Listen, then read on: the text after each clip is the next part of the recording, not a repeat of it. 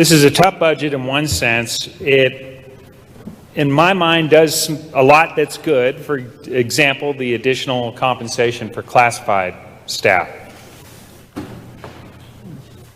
I also like a lot of the other line items, and the problem I had was, and I just want Idaho taxpayers to be aware how these budgets are formulated, on the discretionary funding, which was in this bill, is $49 million approximately, just under.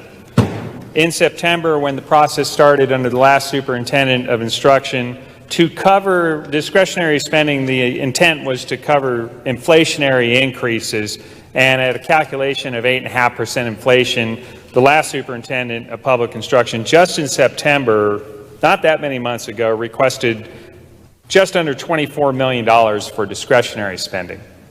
And the new superintendent of public instruction came back and requested $40 million after she was elected, and then the governor's request was $52.5 million. If the purpose of discretionary spending was to cover the rise of costs due to inflation, then I think that $23.8 million was definitely sufficient to cover those inflationary adjustments. Arguably, we had some transportation, another line item that's not on here, and got rolled up into discretionary spending for about $8 million. So if you take the 23 plus the 8, then theoretically you could have argued effectively, I think, that we should have been at about $31 or $32 million, yet here we are at 48. So I think this is an example.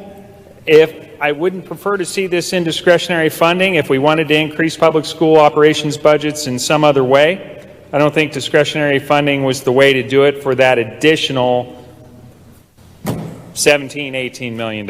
For that reason, I'm going to be voting no on the budget. I hope that next year, when this budget comes back to us, that there is a more rational and consistent basis on line items such as discretionary spending.